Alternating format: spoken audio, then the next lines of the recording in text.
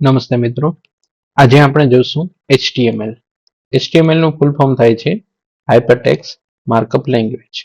હવે HTML નો programme લખવા માટે સૌપ્રથમ આપણે જોશે એક ટેક્સ્ટ ડોક્યુમેન્ટ નોટપેડ, બરાબર? તો એને પહેલા આપણે ઓપન કરી લઈશું. નોટપેડ ઓપન થયા બાદ આપણે તેમાં HTML નો પ્રથમ આપણો પ્રોગ્રામ ટાઈપ કરશું. સૌપ્રથમ HTML ની સ્ટાર્ટ ટેગ આવશે, ત્યારબાદ HTML ની ક્લોઝ ટેગ આવશે. ઓકે, ત્યારબાદ આપણે લખશું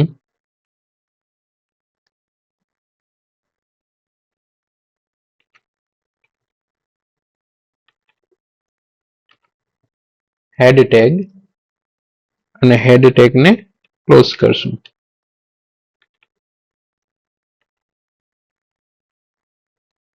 હેડ ટેગ ની અંદર જ આવશે ટાઇટલ ટેગ.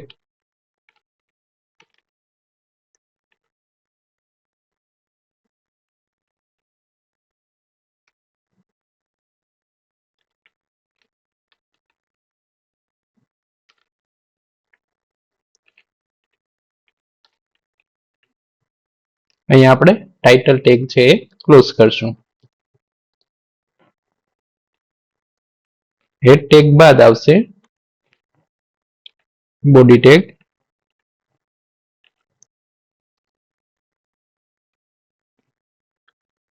અને અહીંયા આપણે બોડી ટેગ ને ક્લોઝ કરશું.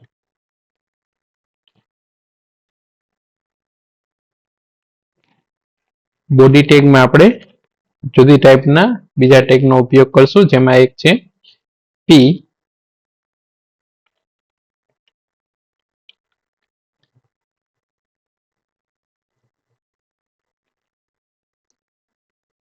પી નામના ટેગને બંધ કરવાની જરૂર નથી. ત્યારબાદ આપણે ટેગ આપશું H1.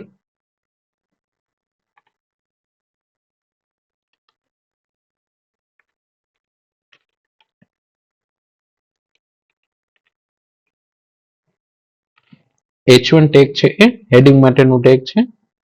એમાં પણ H1 છે એટલે લાર્જર સાઈઝમાં તમારું હેડિંગ દેખાશે.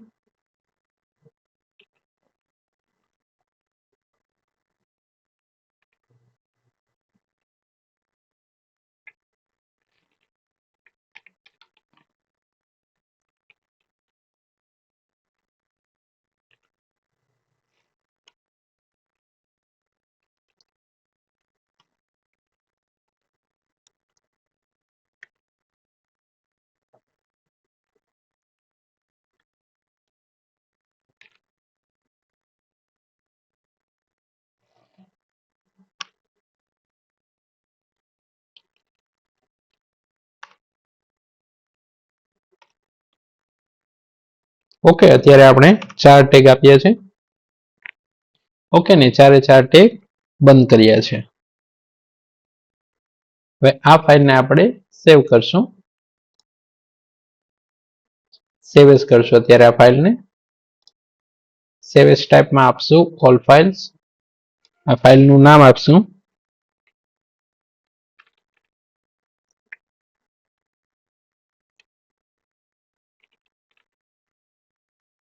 અને ફાઇલનું એક્સટેન્શન .html આપશું.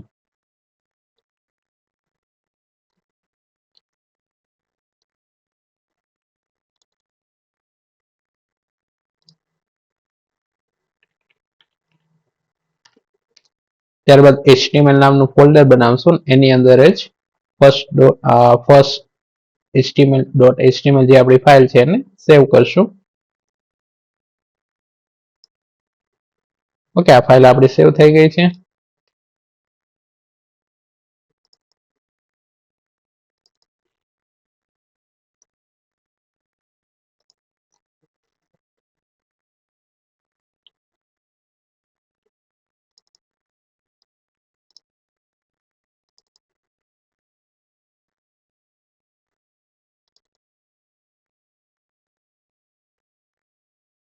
ત્યારબાદ તે ફાઇલને આપણે કોઈ પણ એક બ્રાઉઝરમાં ઓપન કરશું. અત્યારે Google Chrome સિલેક્ટ કરીએ છીએ.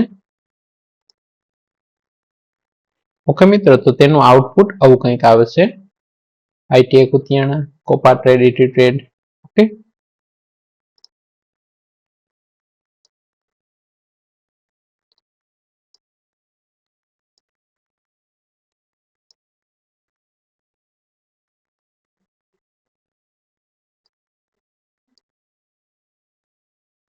ઓકે મિત્રો, અહીંયા છે આ પી ટેગ છે. ઓકે, ના H1 ટેગ છે આપણે હેડિંગ નો છે. તો અહીંયા આવી ગયું છે હેડિંગ આપણું લાર્જ કેરેક્ટરમાં આવી ગયું છે. તો આ રીતના તમે HTML ના પ્રોગ્રામને સેવ કરી શકો અને એને રન કરી શકો. કોપા રિગાર્ડિંગ આવા વિડીયો માટે અમારી ચેનલને લાઈક, શેર ને સબસ્ક્રાઇબ કરજો.